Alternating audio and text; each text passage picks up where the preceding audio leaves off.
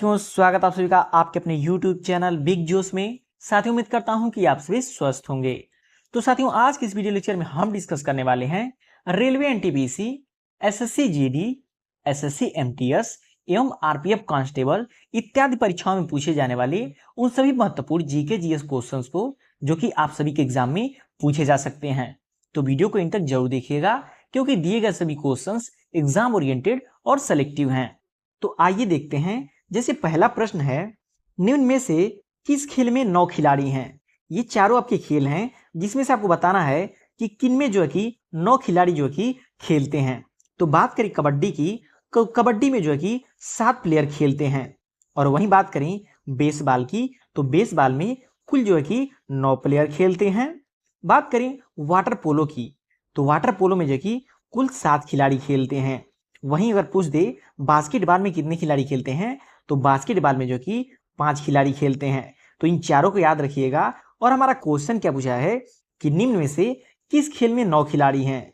तो आप सभी देख रहे होंगे बेसबॉल में जो है कि 9 खिलाड़ी जो है कि खेलते हैं। तो इन चारों को याद रखिएगा, आपसे कोई भी एक एग्जाम में पूछा जा सकता है। नेक्स्ट क्वेश्चन है, निम्नलिखित में से कौन सा विटामिन हार्मोन की तरह कार्य करता है? देखिए, इन चारों में से पूछा है कौन सा एक ऐसा विटामिन है जो हार्मोन की तरह कार्य करता है। तो विटामिन डी जो है कि हार्मोन की तरह कार्य करता है। बात करें विटामिन डी के रासायनिक नाम की, तो देखिए आपसे एग्जाम में पूछ देता है कि विटामिन डी का रासायनिक नाम क्या है। तो याद रखिएगा, विटामिन डी का रासायनिक नाम होता है कैल्सीफेराल। कैल्सीफेराल। वहीं बात करें विटामिन के की, तो विटामिन के का जो है कि रासायनिक नाम क्या होता है? फिलोखिनान। क्या होता है?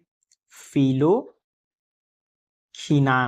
तो याद रखिएगा। और विटामिन सी की बात करें, तो विटामिन सी का रासायनिक नाम क्या होता है? Ascorbic acid. एस्कॉर्बिक एसिड जो है कि विटामिन सी का नाम हो जाता है।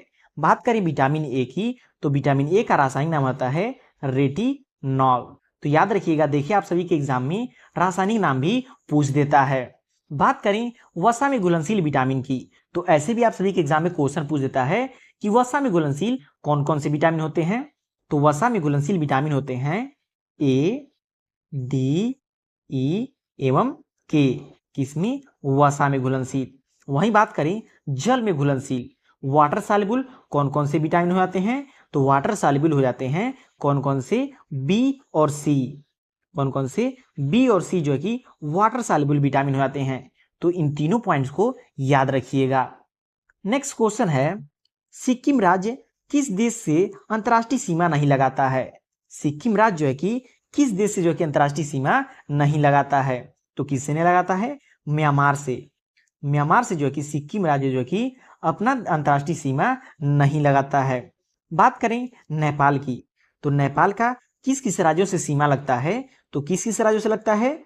उत्तराखंड, उत्तर प्रदेश, बिहार, सिक्किम एवं पश्चिम बंगाल। तो इन राज्यों से जो है कि नेपाल की सीमा लगती है। बात करें भूटान की, तो भूटान की जो है कि किससे किससे सीमा लगती है? सिक्किम से लगती है, असम से लगती है, वेस्ट बंगाल और अरुणाचल प्रदेश।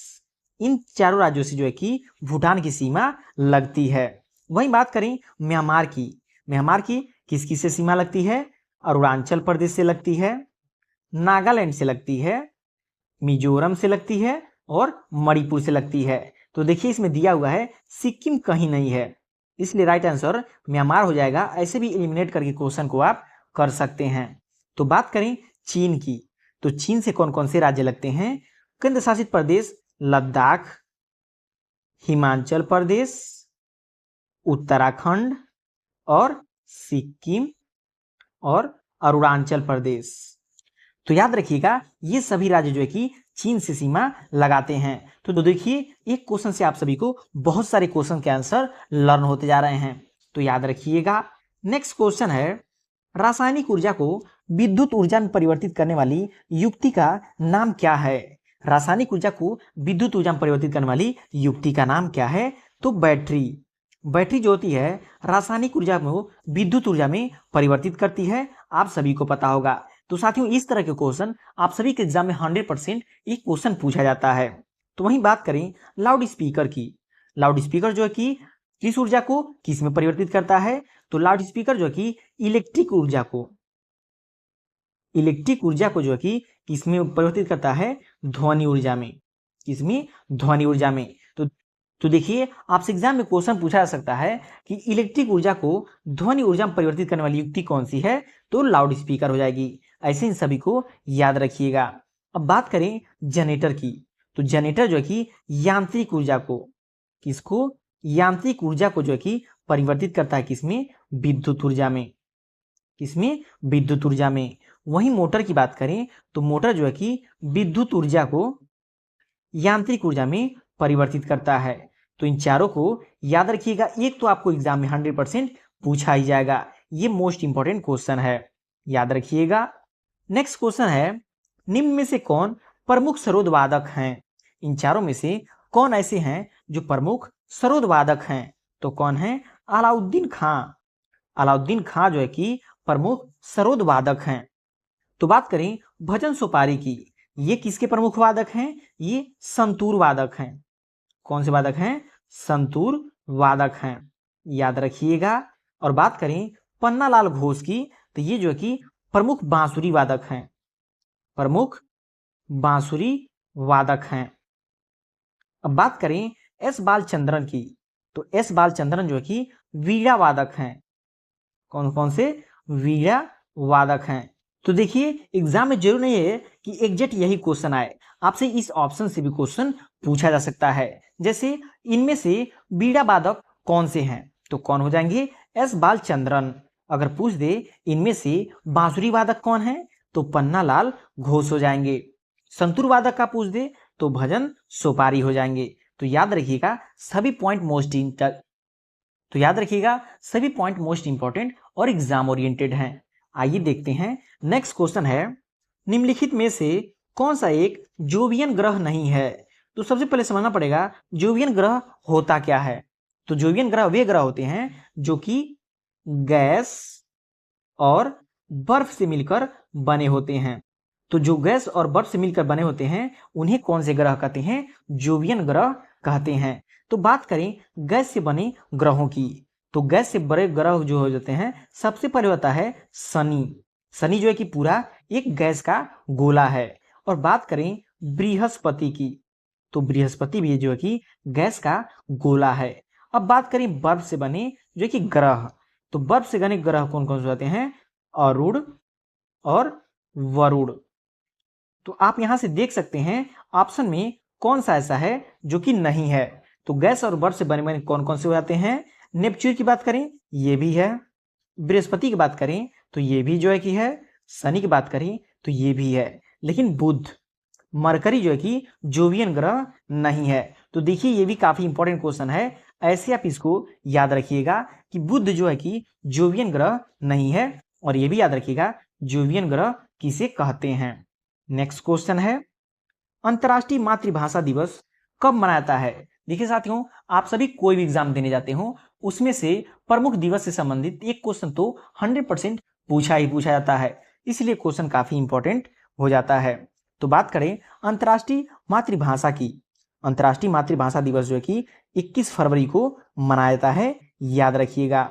बात करें 24 जनवरी की, 24 जनवरी को क्या मनाया जाता है, राष्ट्रीय बालिका दिवस।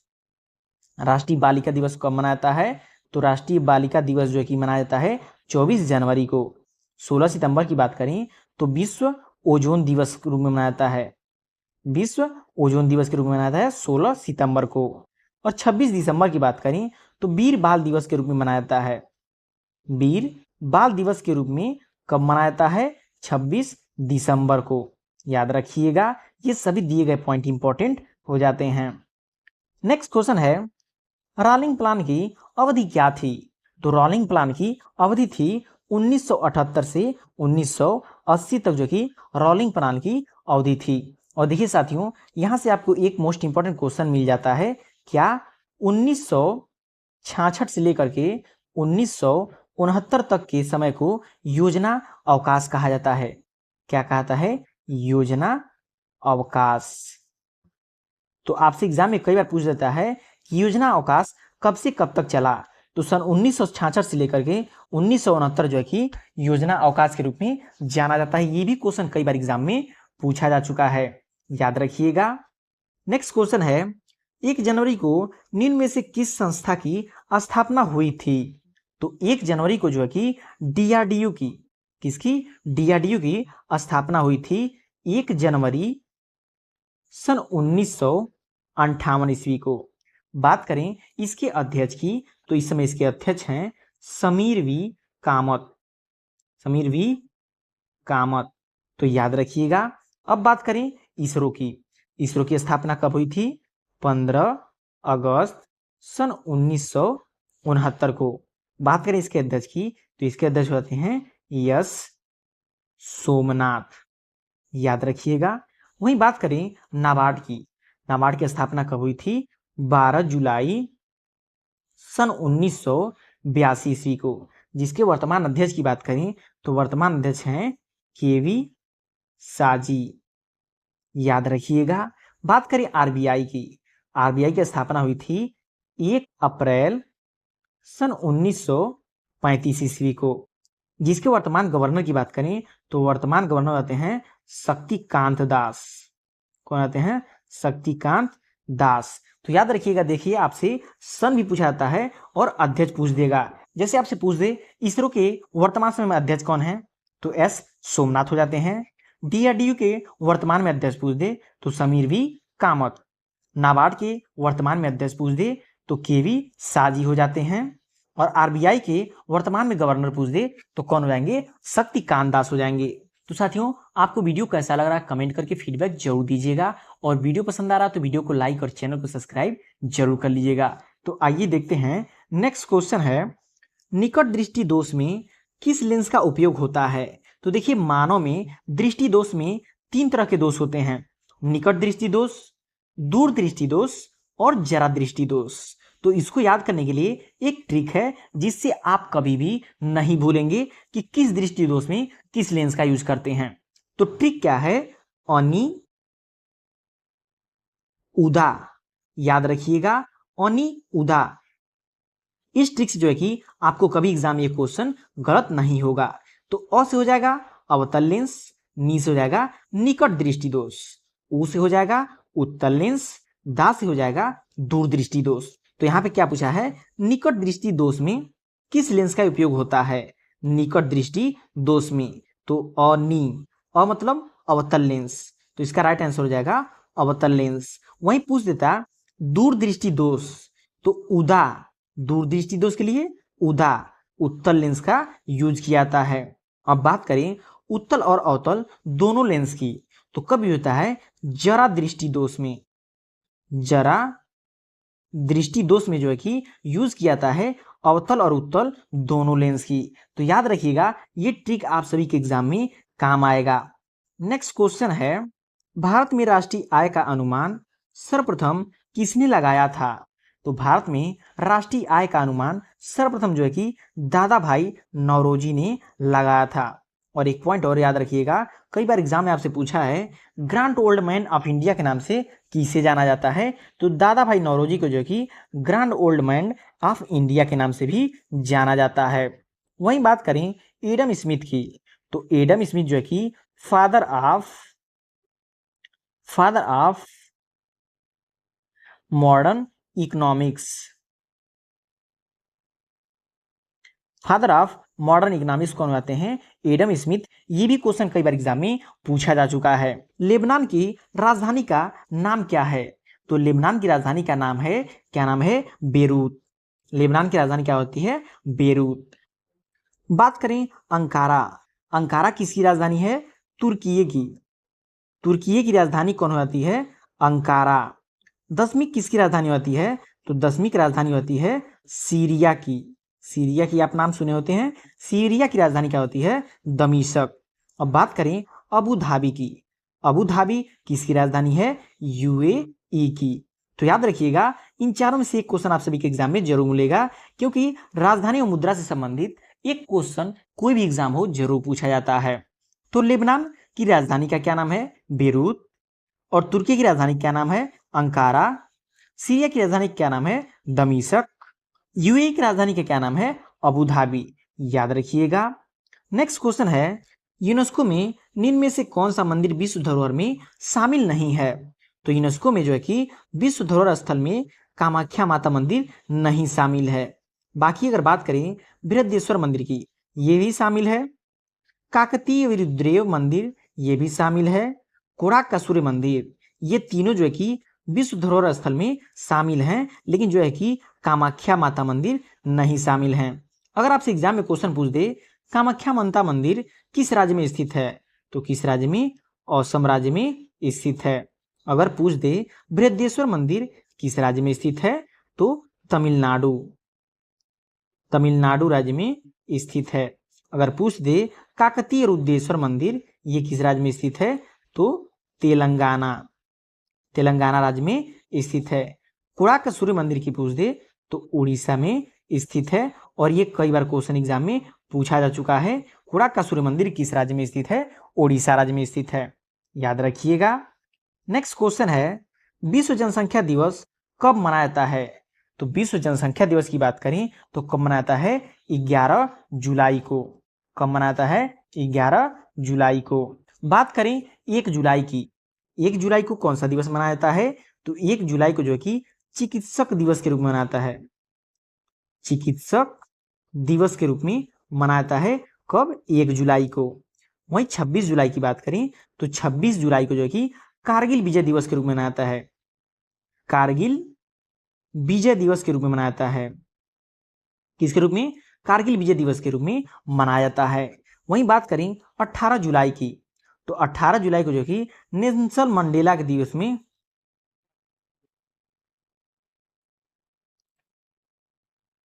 बात करें 18 जुलाई की तो 18 जुलाई को जो कि नेल्सन मंडेला दिवस के रूप में मनाया जाता है। इसके नेल्सन मंडेला दिवस के रूप में। तो याद रखिएगा, इसमें से आप सभी के एग्जाम में एक क्वेश्चन पूछा जा सकता है। नेक्स्ट क्वेश्चन है, अंतर्राष्ट्रीय बुकर पुरस्कार किस वर्ष स्थापित किया गया था? तो अंतर्राष्ट्रीय बुकर पुरस्कार जो है कि सन 2005 में स्थापित किया गया था। तो देखिए साथियों, आप सभी के एग्जाम में अंतर्राष्ट्रीय पुरस्कार से संबंधित एक क्वेश्चन तो 100% आना ही आना है, इसलिए क्वेश्चन काफी इंपॉर्टेंट हो जाता है। अब बात करें 1961 में जो है कि कौन सा पुरस्कार शुरू किया गया था? ज्ञानपीठ पुरस्कार। कौन सा? ज्ञानपीठ पुरस्कार जो है कि शुरू किया गया था 1961 में। तो पुलित्जर, पुलित्जर पुरस्कार जो है कि 1917 ईस्वी में शुरू किया गया था। बात करें 1969 की, तो 1969 में जो कि बुकर पुरस्कार जो है कि शुरू किया गया था। तो देखिए, आपसे एग्जाम में ऐसे क्वेश्चन पूछ देगा कि ज्ञानपीठ पुरस्कार जो है कि किस वर्ष जो है कि स्थापित किया गया था? तो ज्ञानपीठ पुरस्कार की स्थापना जो है कि 1961 ईस्वी में किया गया था। वहीं पुलित्जर पुरस्कार की बात करें तो पुलित्जर पुरस्कार की शुरुआत जो है कि 1917 ईस्वी में किया गया था। बुकर पुरस्कार की बात करें तो 1969 ईस्वी में किया गया था। तो साथियों, ये रहे आपके आने वाली सभी एग्जाम के लिए मोस्ट इंपॉर्टेंट जीके जीएस के क्वेश्चंस जो कि आने वाले सभी एग्जाम में पूछी जा सकती हैं। तो आई होप आप सभी लोग को सारे क्वेश्चन अच्छे से समझ आए होंगे और लर्न हो गए होंगे। तो वीडियो की क्वालिटी और कंटेंट आपको पसंद आ रहा हो तो वीडियो को लाइक और चैनल को सब्सक्राइब जरूर कर लीजिएगा।